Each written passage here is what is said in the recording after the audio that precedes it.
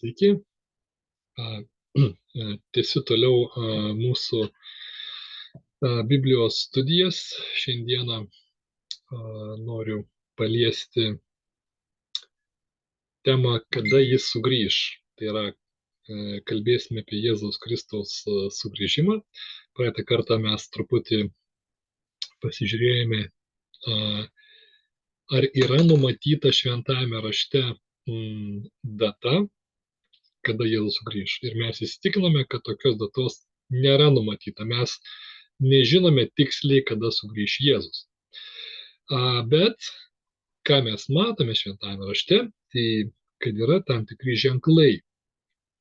Ir va šiandieną mano tikslas yra tuos ženklus kartu su jumis apžvelgti.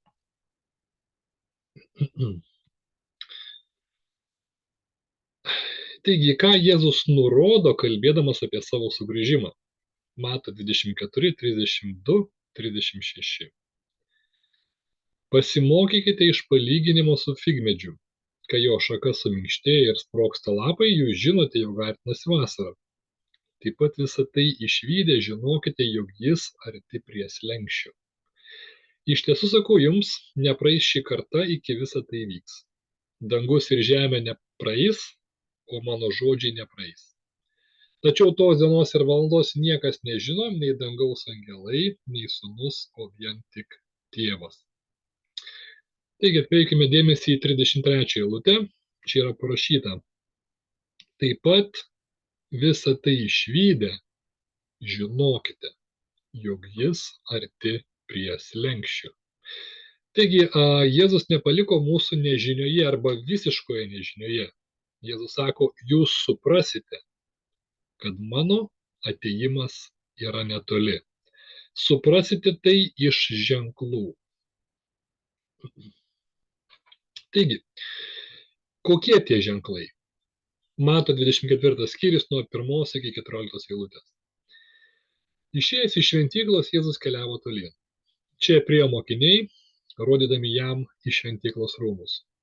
O jis pasakė, ar matote visą tai? Iš tiesų sakau jums, čia neliks akmens ant akmens, viskas bus išgriauta. Kai jis atsisėdo Alyvų kalne, priėjo vieni mokiniai ir klausė, pasakyk mums, kada tai įvyks ir koks tavo atėjimo į pasaulio pabaigos ženklas. Jėzus jiems atsakė, žiūrėkite, kad jūsų kas nesuklaidintų. Daug kas ateis prisidengę mano vardu ir sakys, aš Mesijas, ir daugelis suklaidins. Girdėsite apie karus ir karų gandus. Žiūrėkite, kad neišsigąstumėte, nes reikia, kad visa tai įvyktų. Bet tai dar ne galas. Tauta sukils prieš tautą ir karalystė prieš karalystę.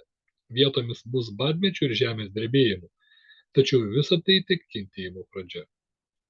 Paskui jūs atiduos kankinti ir žudyti. Jūs būsite dėl manęs visų tautų nekenčiami. Daugelis suklups, ims vieni kitus išdavinėti ir vieni kitų nekęsti. Atsiras daug netikrų pranašų, kurie daugelį suvedžios. Kadangi įsigalės neteisybė, daugelio meilė atšals, o kas ištvers iki galo, bus išgelbėtas. Ir bus paskelbta ši karalystės evangelija visame pasaulyje paliudyti visoms tautoms. Ir tada ateis galas. Taigi, šiame bendrame 24 skyriaus kontekste mes matome, kad Jėzus kalbėjo apie tam tikrus ženklus. Ir aš dabar, jeigu jūs turite prieš save ekranus, tai jūs matote, aš pabraukiau šituos raktinės eilutes, kuriuose Jėzus įvardijo tam tikrus ženklus. Antroje eilutėje parašyta, čia neliks akmens ant akmens, viskas bus išgriauta. Kalba apie šventyklą. Toliau 5 eilutė. Daug kas ateis prisidengę mano vardu ir sakys, aš Mesijas. Matome apie netikrus mesijus. Toliau 6 eilutė. Girdėsite apie karus ir karų gandus. Dar vienas ženklas. Toliau tauta sukils prieš tautą ir karalystė prieš karalystę. Matome vykstančius karus. Toliau Jėzus sako, vietomis bus badmečių ir žemės drebėjimų. Tai reiškia Dar keli ženklai – badmečiai ir žemės drebėjimai. 9 eilutė – paskui jūs atiduos kankinti ir žudyti. Jūs būsite dėl manęs visų tautų nekenčiami. Matome persekiojimus krikščionių. 11 eilutė – atsiras daug netikrų pranašų, kurie daugelį suvedžios. Matome apie pranašus, kurie bus netikri pranašai. 12 eilutė – kadangi įsigalės neteisybė, daugelio meilė atšals. Matome apie žmonių atšalimą, tai yra apie žmonių atsitraukimą nuo Dievo. Ir toliau parašyta 14 eilutė – ir bus paskelbta ši karalystės evangelija visame pasaulyje, paliudyti visoms tautoms ir tada ateis galas. Taigi vienas iš paskutinių ženklų – tai paskelbta ši karalystės evangelija visame pasaulyje. Taigi, dar kartą pasikartokime, kokie tai buvo ženklai. Tai yra sugriauta šventykla, netikri mesijai arba antikristai, gandai apie karus, vykstantis karai, badmečiai, žemės drebėjimai, neapykanta krikščionims ir persekiojimai, dėl neteisybės atšalusi meilė. Visoms tautoms paskelbta evangelija. Ir tada mes matome grįžtantį Jėzų. Taigi pažiūrėkime, kokie ženklai išsipildė ir kokie ne. Tai pirmas ženklas buvo sugriauta šventykla. Praėjus maždaug 37 metams po Jėzaus mirties ir prisikėlimo, žydai varginami Romos vietininkų, klaidinami apsišaukėlių mesijų, sukilo prieš galingą romėnų valdžią. Imperatorius Vespasianas malšinti sukilimo pasiuntė savo sūnų Titą. Galinga kariuomenė priartėjo prie Jeruzalės ir apsupo miestą iš visų pusių, kad niekas iš jo nepabėgtų.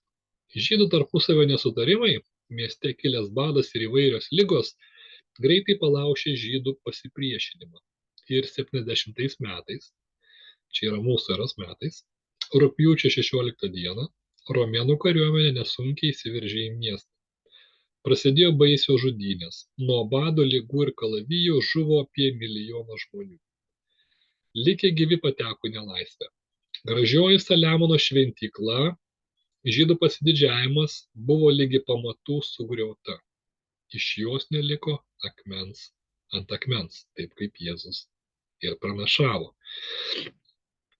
Po to 132 mūsų eros metais žydai suklaidinti apsišaukėlio mesijo Bar-Kochbos dar kartą sukilo prieš galingąją Romą ir buvo galutinai palaužti. Jeruzalė sulyginta su žeme. Ištremtiesiems iš miesto žydams uždrausta čia lankytis, išskyrus vieną kartą per metus, kad prie Jeruzalės griuvėsių apraudotų savo sugriautą miestą ir šventyklą. Šventykla neatstatyta iki šiol, o buvusią šio statinio didybę galima pajusti prie išlikusios raudų sienos. Taigi mes matome, kad pirmas ženklas, apie kurį Jėzus kalbėjo, tai yra šventyklos sugriovimas, jau įvyko 70 metais prieš mūsų erą. Sekantis ženklas tai netikri mesijai arba antikristai. Taigi, kada mes gyvename mūsų visuomenėje, ar ne, toje terpėje, kurioje mes gyvename, turbūt, netenka girdėti dažnai apie tokius apsišaukėlius, kurie dėtųsi esą mesijai ir vadintų save Kristumi. Bet jeigu žvelgti platesniu masteliu, tai yra viso pasaulio masteliu, tai mes matome, kad tokių žmonių yra be galo daug. Kitose šalyse, kitose vietose gyvena žmonės, kurie manosi esą mesijai. Tai vienas iš tokių, kurio vardas yra Cho Hy-Seung, tai jis dėjosi esąs mesijas. Tai yra pergalės altoriaus naujojo religinio judėjimo, kuris jį vadina pergalės Kristumi ir įsikūnijusiu Dievu įkūrėjas. Tai yra, jis save laikė mesijų ir turėjo savo pasiekėjų. Kitas žmogus vardu Lazlo Tochas gyveno 1938 metais, tai yra gimė tais metais. Jis tvirtino esąs Jėzus Kristus, kai sudaužė Mikelandželo pietą geologiniu plaktuku. Dar kitas žmogus vardu Jesu Mataihosi, tai yra gyveno 1944-2018 metais. Jis taip pat save laikė mesijų ir buvo įkūręs pasaulio ekonominės bendruomenės partiją, remdamasi savo įsitikinimu, kad jis yra Dievas ir Kristus. Toliau matome dar vieną netikrą mesiją, tai Klaudas Varilchonas. Jis teigia, kad sutiko nežemišką humanoidą ir tapo mesijumi. Tada jis atsidėjo užduočiai, kurią pasak jo davė jo biologinis tėvas, nežemiškasis žmogus vardu Jahvė. Dar kitas žmogus iš Brazilijos, tai Inri Kristo, taip pat skelbėsis esąs mesijas arba Jėzus. Toliau filipinietis Apolo Kjuboloj taip pat teigia esąs Jėzaus karalystės, Jėzaus Kristaus karalystės įkūrėjas ir vadovas, jis teigėsi esą mesijas arba paskirtasis Dievo sūnus. Toliau Kroatijoje gyvenantis žmogus, kurio vardas Ante Pavlovičius, gyveno nuo 1957 metų iki 2020 metų. Tai chiropraktikas, jo specialybės, atėjo toks momentas, kada jisai teigia supratęs, kad jis yra Jėzaus Kristaus, kaip čia yra, įsikūnijimas, arba kad jis yra tas Jėzus Kristus. Toliau Alanas Džonas Milleris, naujo religinio judėjimo įsikūrusio Australijoje įkūrėjas. Jis taip pat teigia esąs Jėzus iš Nazareto. Taigi mes matome, ir čia ne visi, aš čia paimu tik tais keletą tokių žmonių, kaip pavyzdį parodyti, kad pasaulyje tikrai egzistuoja ne dešimtimis, bet šimtai tokių žmonių, kurie dedasi esą mesijai. Ir mes matome, kad Jėzus apie juos užsiminė, kalbėjo. Čia galime pamatyti jų nuotraukas.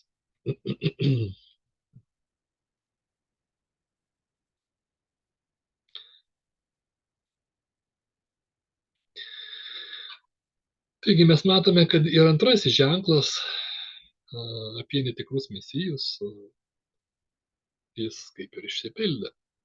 Trečias ženklas tai gandai apie karus.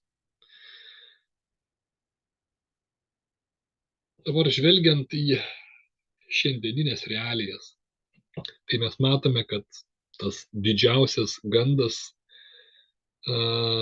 apie tai, kad gali kilti trečiasis pasaulinis karas. Ir tas gandas iš tikrųjų yra labai toksai kaip ir pagrįstas, atrodo, ir tikras, nes mes matome tą padėtį Ukrainoje, ten, kur rusai kovoja su ukrainiečiais arba su, aš galbūt sakyčiau, su amerikiečiais, nes amerikiečiai remia savo ginkluotę ir kariais Ukrainos šalį. Tai va tas karas, intensyvus karas, kurį mes matome vykstant Ukrainoje, jis gali persikelti ir į kitas šalis, ir į kitus žemynus. Jis gali persimesti visą pasaulį ir žmonės iš tikrųjų realiai to bijo ir pergyvena dėl to. Labai daug apie tai kalbama ir televizijoje, ir žiniasklaidai.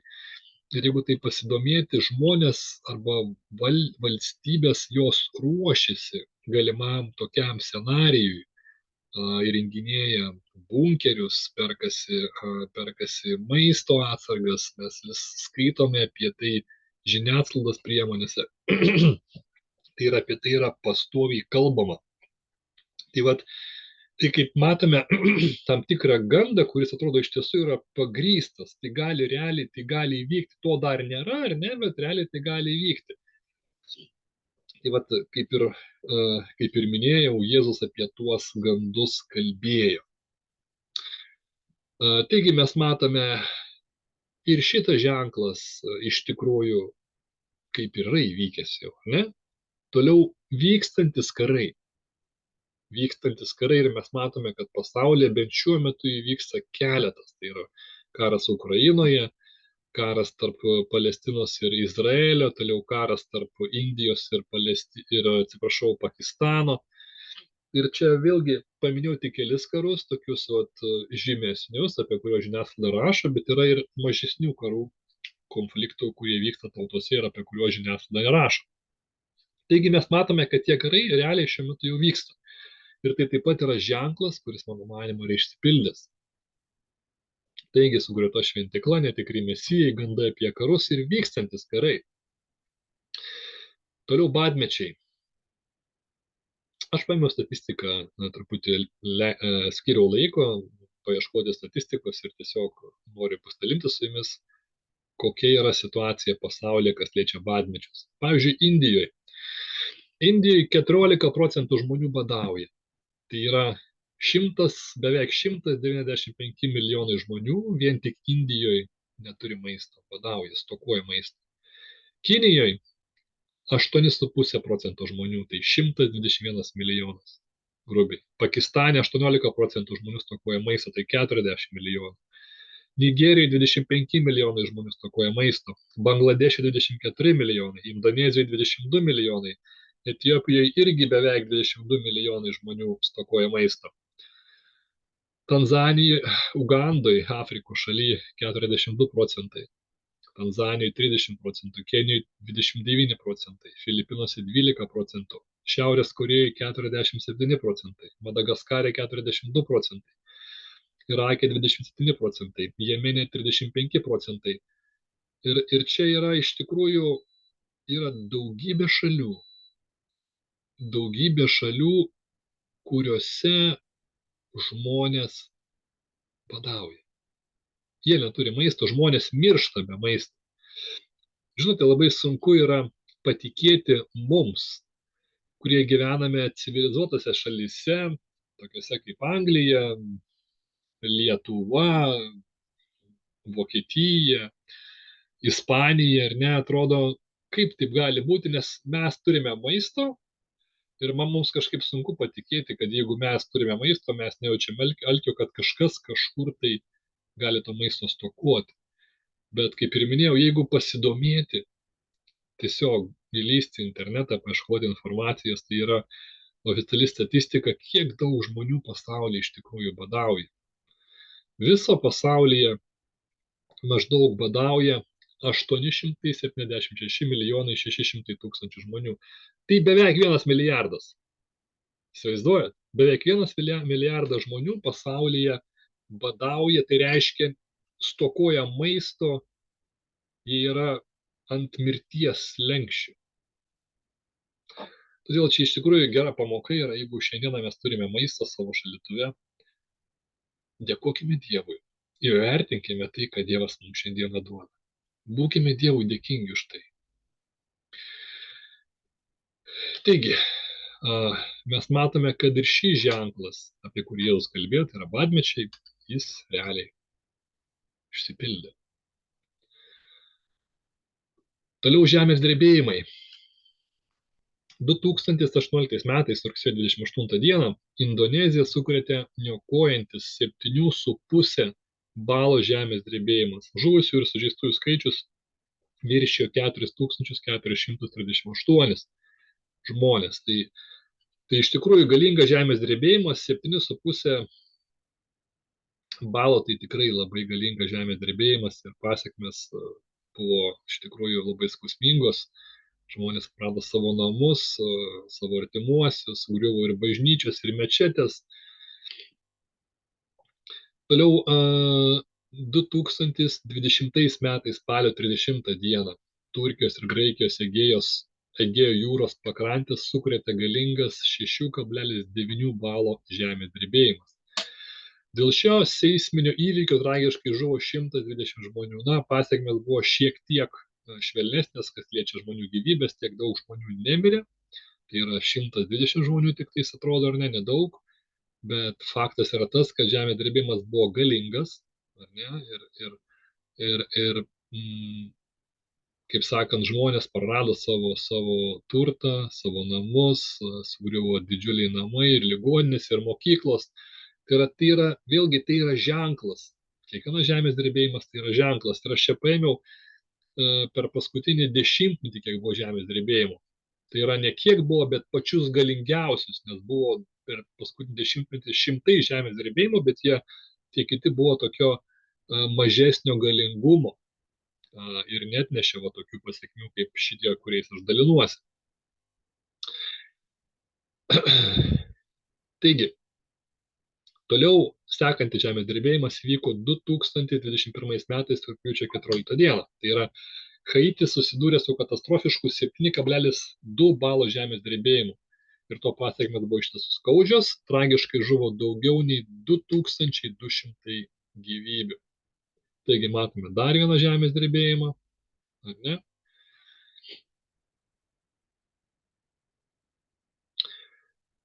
Toliau visai neseniai, praeitais metais vykęs žemės drebėjimas, tai 2023 m. vasario 6 dieną Turkija ir Sirija sukrėtė 7,8 balo žemės drebėjimas, kuris nusinešė daugiau nei 20 000 žmonių gyvybių. 20 000. Tai turbūt vienas iš galingiausių žemės drebėjimų per paskutinį 10-metį. Matome nuotraukas, ar ne, kaip žmonės traukiami iš nuolaužų. Matome didžiuliai blokiniai namai, sugriuvę, tarsi kortų nameliai. Ištisi rajonai sunaikinti žemės drebėjimų. Toliau vėlgi praeitais metais vykęs rugsėjo 8 dieną žemės drebėjimas tai Maroke 6,8 balų stiprumo. Tragiškai dėl šio įvykio žuvo 2122 žmonės, o dar 2421 buvo sužeistas. Tarp kitko, aš visai čia neseniai, praeitais metais buvau Maroke, tai mačiau tikrai pasekmes to žemės drebėjimo, mačiau ir sugriuvusius namus, suskilinėjusias sienas. Tiesiog baisu, kada vaikštai tose vietose, realiai matydamas viso to pasekmes, tai tada susimastai, kaip tau gerai yra gyventi toje šalyje, kurioje tu gyveni. Tada ateina tas iš tikrųjų noras dėkoti Dievui už tai, kad atsikeli ryte ir tu atsikeli gyvas, sveikas, turi stogą virš galvos, lauke nelyja, turi ko valgyti šaldytuve, tai yra, supranti, kad esi aprūpintas. Tai tikrai gerai pabūti tokiose vietose, kad įvertintum tai, ką Dievas tau duoda šiandieną. Gerai, taigi mes matome dar vieną išsipildžiusią ženklą, apie kurį jūs kalbėjo, tai žemės drebėjimai. Dabar neapykanta krikščionims ir persekiojimai. Vėlgi mes gyvename tokioje visuomenėje, kurią gina įstatymai, arba religinė laisvė yra ginama įstatymu. Todėl mes saugiai jaučiamės propaguodami savo tikėjimą toje šalyje, kurioje mes gyvename, bet yra tokių šalių, kuriuose įstatymas religinės laisvės negina. Ir žmonės tose šalyse yra persekiojami, ne tik persekiojami, jie yra žudomi.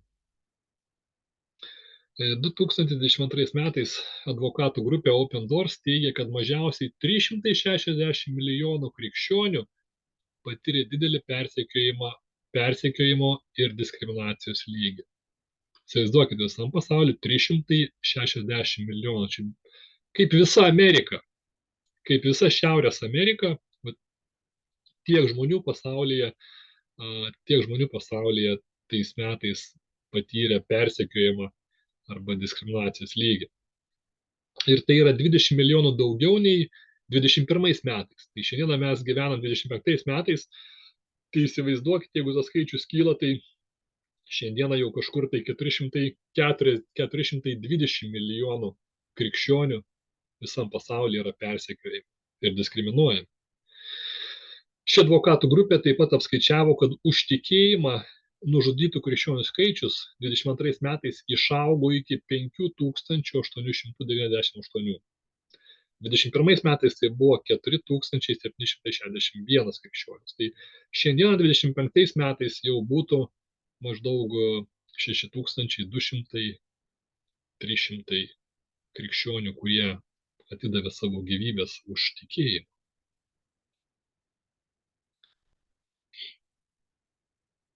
Taigi, pagal statistiką, 1 iš 7 žmonių visam pasaulyje yra persekiojamas. 1 iš 5 yra persekiojamas Afrikoje ir 2 iš 5 persekiojami Azijoje. Toliau matome 5895 krikščionys per metus yra nužudyti arba nužudomi. Toliau 14 766 bažnyčios yra užpultos per 1 metus. Ir 4125 krikščionys yra nuteisti ir sėdi kalėjime už savo tikėjimą. Taigi, tokia yra statistika. Tai va, ką mes matome? Mes matome, kad šitą neapykantą krikščionims ir persekiojimą tik kaip ženklas, jis taip pat pildosi. Tai yra tai, ką Jėzus kalbėjo, tada savo mokiniams, mes matome, šiandieną tai akivaizdžiai pildosi. Dar vienas ženklas dėl neteisybės atšalusi meilė. Didžiausia bažnyčių uždarimo priežastis tai yra sumažėjęs bažnyčių narių skaičius. Kovo mėnesį, palaukit, čia jeigu neklystu, šita statistika buvo paimta 22, buvo daroma 22 metais, tai yra 2022 metais, kovo mėnesį. Tai va, tą mėnesį galų atlikta apklausa parodė, kad mažiausiai nei pusė, tai yra 47% amerikiečių, apklausa buvo daroma Amerikoje, teigia priklausantis bažnyčiai, sinagogai ar mečetei, palygintis daugiau nei 70% 2000 metais.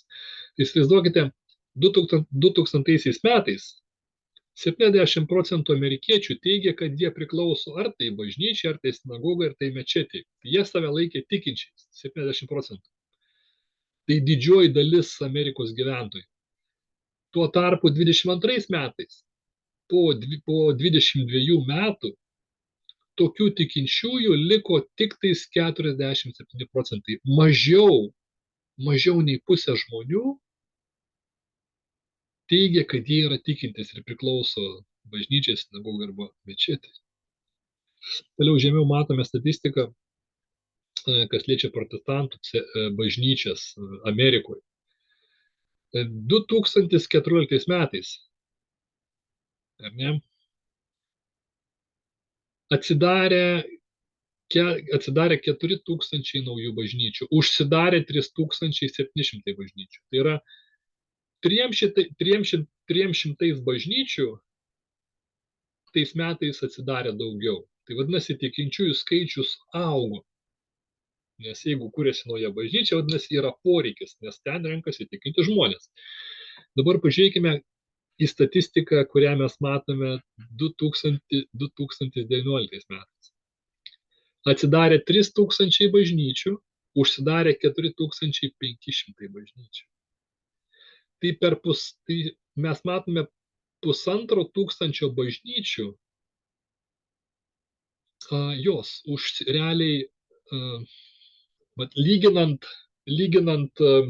šitą statistiką arba šitą skaičių, kiek bažnyčių atsidarė ir kiek užsidarė, tai 1500 bažnyčių užsidarė. Tai vadinasi, atsidariusių bažnyčių skaičius patyrė nuostolį.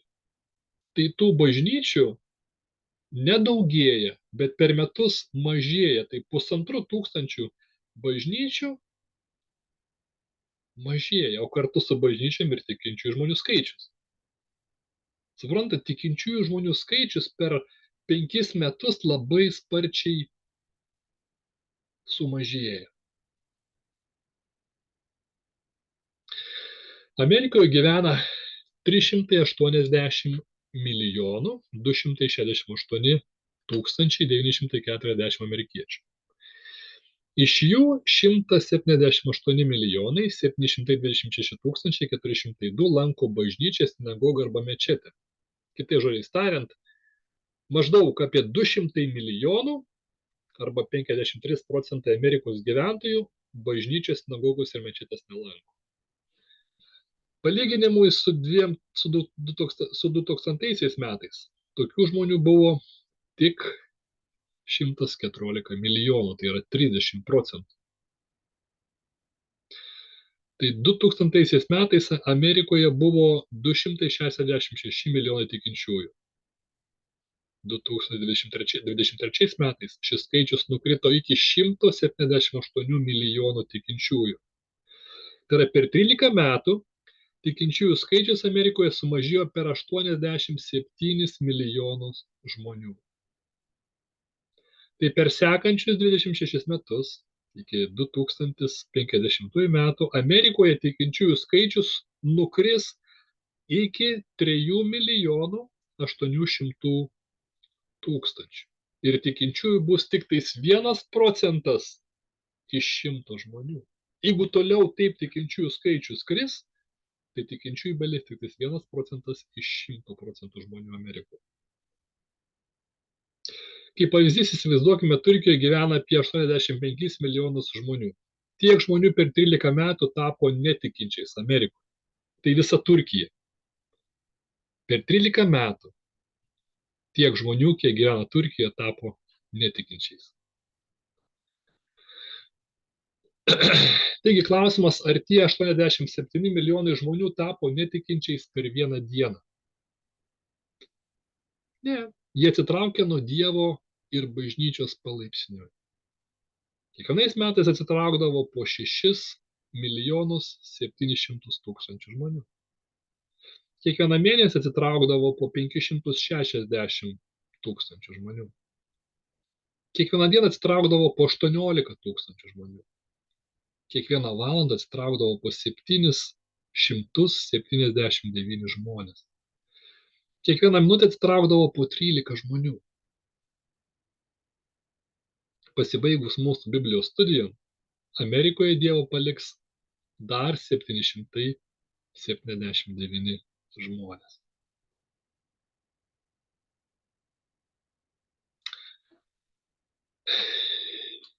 Ką Jėzus sako apie žmonių dvasinę būseną jam sugrįžus? Luko 18 skyrius nuo 1 iki 8 eilutės. Jėzus pasakė jiems palyginimą, kaip reikia visuomet melstis ir nepaliauti. Jis pradėjo: viename mieste gyveno teisėjas, kuris nebijojo Dievo ir nesinorvėjo žmonių. Tame pačiame mieste gyveno ir našlė, kuri vis eidavo pas jį ir prašydavo: apgink mane nuo skriaudikų. Jis ilgai spyrėsi, bet pagaliau tarė sau: nors aš Dievo nebijau, nei žmonių nesidroviu, vis dėlto, kai šita našlė tokia įkyri, imsiu ir apginsiu jos teises, kad ko gero į manęs neapkultų. Ir viešpats pridūrė: įsidėmėkite, ką pasakė tas nesąžiningas teisėjas. Tad nejaugi Dievas neapgintų teisių savo išrinktųjų, kurie jo šaukėsi per dienas ir naktis, ir delstų jiems padėti. Aš jums sakau, netrukus jis apgins jų teisės. Bet ar atėjęs žmogaus sūnus beras žemėje tikėjimo? Taigi, ką Jėzus sako apie žmonių dvasinę būseną jam sugrįžus? Bet ar atėjęs žmogaus sūnus beras žemėje tikėjimą? Taigi, ką mes matome iš šios eilutės, Jėzus sako, arba Jėzus kalba apie tai, kad prieš jam sugrįžtant, arba jam sugrįžus, tikinčių žmonių iš tikrųjų bus nedaug. Ir aš parodžiau, ar ne, pagal statistiką. Jeigu ir toliau tokiais žingsniais sparčiais bažnyčios nyks ir tikinti žmonės paliks Dievą, tai Jėzus sugrįžus tikinčiųjų iš tikrųjų bus labai, labai nedaug. Dėl kokios priežasties žmonės traukiasi nuo Dievo? Kokia yra pagrindinė to priežastis? Vėlgi, Mato Evangelijai mes matome, Jėzus apie tai užsimena. Aš neskaitysiu visą tekstą, jūs galite paskaityti Mato 24 skyrių nuo 1 iki 14 eilutės, aš paskaitysiu tik tais nuo 9 eilutės. Paskui jūs atiduos kankinti ir žudyti. Jūs būsite dėl manęs visų tautų nekenčiami. Daugelis suklups jiems vieni kitus išdavinėti ir vieni kitų nekęsti. Atsiras daug netikrų pranašų, kurie daugelį suvedžios. Kadangi įsigalės neteisybė, daugelio meilė atšals. Matote, kadangi įsigalės neteisybė, daugelio meilė atšals. Žmonių meilė atšala dėl neteisybės. Kada žmonės mato pasaulyje vykstančią neteisybę ir jie tampa aukomis tos neteisybės, žmonių meilė atšala. Jie kelia klausimą, Dieve, kur tu esi, kodėl tu manęs neapgyniai, kodėl visa tai dedasi pasaulyje, kodėl tu neįsikiši, kodėl žmonės kenčia, kodėl vyksta karai, žemės drebėjimai ir panašiai. Ir visą tai matydami žmonės nusivilia Dievu arba pradeda netikėti, jiems atrodo, kad jeigu Dievas būtų, jis įsikištų ir kažkaip spręstų tas problemas. Bet leiskite man priminti vieną svarbią detalę. Ar mes gyvename rojuje? Taip, rojus kažkada egzistavo. Dievas parašyta sukūrė rojų, patalpino ten Adomą ir Ievą. Ir Ieva su Adomu gyveno amžinybėje. Ir jie būtų tai gyvenę, ten būtų gyvenę po šiai dienai ir greičiausiai mes visi kartu su jumis būtumėm ten gyvenę, jeigu Adomas ir Ieva nebūtų nusidėję. Kada jie nusidėjo, į žemę atėjo nuodėmė. Ir va štai mes šiandieną matome tos nuodėmės pasekmes. Mes matome pirmųjų žmonių pasirinkimo pasekmes. O mes ar geresni už juos? Jei mes turime pasirinkimą taip pat nenuodėmiauti. Nes Jėzus mūsų nepaliko likimo valiai, parašyta, kad pamatęs, kad žmonės nusidėjo, Dievas ištiesė pagalbos ranką. Ir ta pagalbos ranka buvo ištiesa per Jėzaus Kristaus asmenybę. Jėzus pasiuntė savo sūnų, kad Jėzus numirtų už nuodėmes ant kryžiaus ir tokiu būdu suteiktų žmonėms antrą šansą į amžinybę. Kad tie žmonės, kurie tiki Jėzaus Kristaus mirtimi ant kryžiaus, galėtų palikti savo nuodėmes ir gyventi pilnavertį apstų gyvenimą kartu su Jėzumi. Kiekvienas žmogus turi tokią galimybę gyventi su Jėzumi gyvenimą be nuodėmės. Jeigu tik tai tiki Jėzumi kaip savo gelbėtoju. Tai yra sąlyga, tikėjimo sąlyga, žmogus turi tikėti, nes tikėjimas Jėzumi žmogų išlaisvina iš nuodėmių. Taigi mes visi turime tokią galimybę gyventi be nuodėmės, bet ne visi tą galimybę naudojame. Taigi grįžtant prie mano ankstesnės minties, kad ši žemė nėra rojus, joje vyksta neteisybė. Ir mes tą neteisybę matome, ir mes dažną kartą būsime tos neteisybės aukomis. Bet tai neturėtų mūsų atitraukti nuo Dievo. Mes turime suvokti bendrą kontekstą, kuris vyksta pasaulyje. Mes esame kovos centre. Mes esame pakeliui į amžinybę ir tol, kol nepraeisime to viso proceso, mes nepasieksime amžinybės. Mes tiesiog tą procesą turime praeiti. Ta neteisybė, kuri vyksta su mumis šiandieną, mes turime praeiti. Turime neprasti tikėjimo Dievu, kad nežiūrinti tai, kad kažkur gyvenime mums nepasiseka arba mes nukenčiam, jeigu nenukentėjom dėl savo klaidų ar nuodėmių, nes dažną kartą mes kenčiam dėl tos nuodėmės, kurią turim gyvenime. Bet jeigu mes nukentėjom dėl kitų žmonių, sakykime, neteisingų pasirinkimų, nenustokime tikėti Dievu. Realiai mes neturime ir pasirinkimo kito. Mes galime nusisukti nuo Dievo ir palikti jį, bet kas tada? Kas tada? Taigi, Jėzus kalbėjo apie tai, kad įsigalės neteisybė ir daugelio meilė atšals.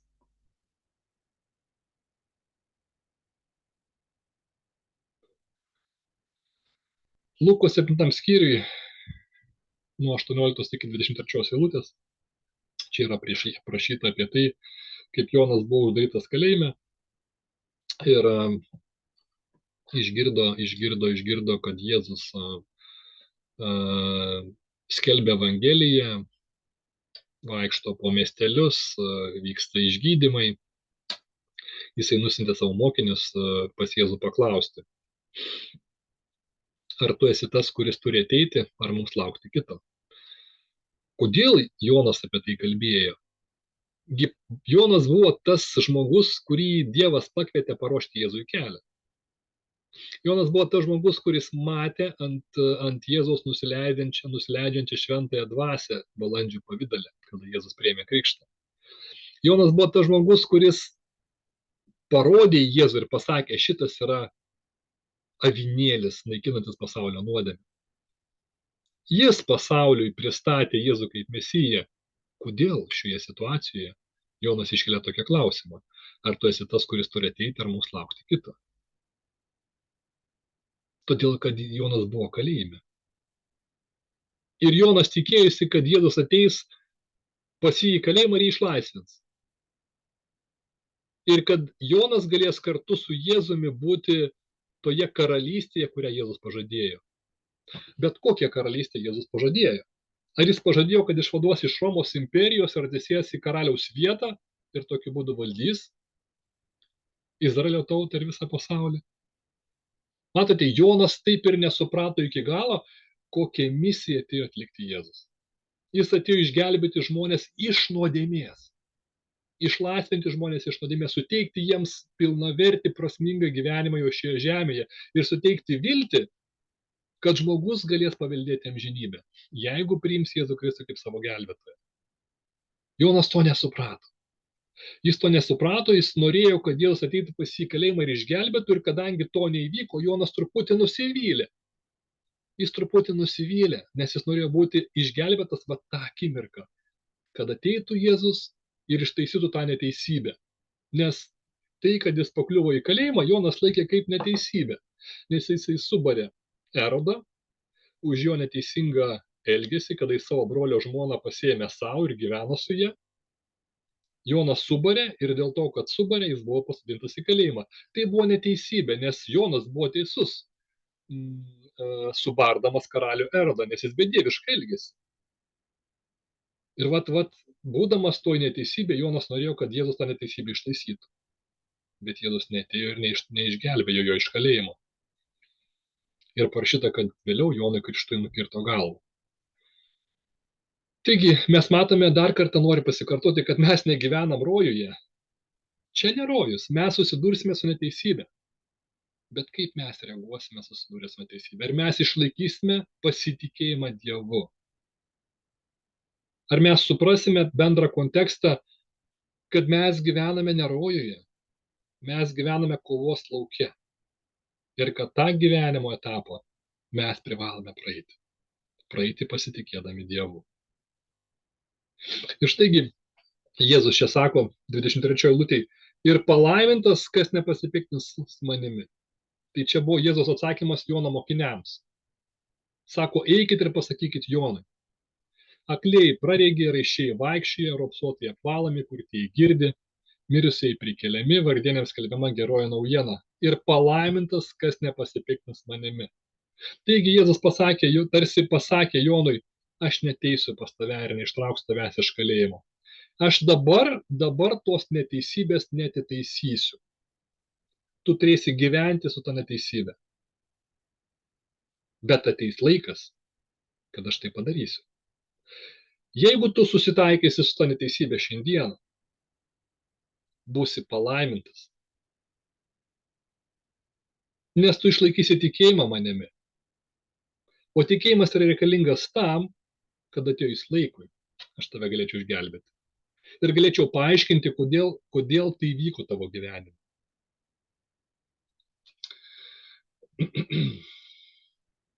Taigi, kas be nutiktų šiame gyvenime, kokio neteisybėj tu bebūtum, išlik su Jėzumi.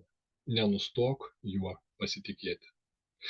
Taigi mes apžvelgėme visus ženklus, beveik visus ženklus, ir paskutinis ženklas, kuris liko, tai visoms tautoms paskelbta Evangelija. Taigi, paskutinis ženklas, kurį mes matome, visoms tautoms paskelbta Evangelija. Ar šis ženklas jau išsipildė? Akivaizdu, kad ne, nes jeigu būtų išsipildęs, Jėzus jau būtų atėjęs. Bet ką mes matome? Mes matome, kaip šis ženklas galingai šiuo metu pildosi. Interneto, televizijos pagalba. Realiai laiko klausimas. Laiko klausimas, kada Evangelija bus paskelbta visame pasaulyje. Tai tik laiko klausimas. Matote, kiek mes turėjome ženklų. Realiai visi ženklai išsipildė, išskyrus paskutiniai. Ir aišku, mes tiksliai nežinom, kada tai įvyks. Dėl to ir Biblija ir parašyta Biblijoje, kad Jėzus ateis kaip vagis naktį, kada mes nesitikėsime, kada galvosime, niekada jis neateis arba dar jis neateis, bet jis ateis. Būkime tuom tikri, jis ateis. Ir aš noriu mus pakviesti pasiruošti tam atėjimui.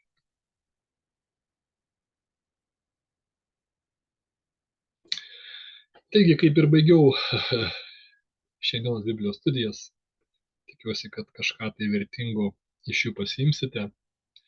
Pabandykit savo atsakyti į klausimą, ką išsinešiu iš šiandienos Biblijos studijų. Kokią mintį, pamoką ar perspėjimą, o galbūt padrąsinimą. Tai va, to aš baigiu ir susitiksime neužilgo sekančiose Biblijos studijose. Dievo jums palaimo.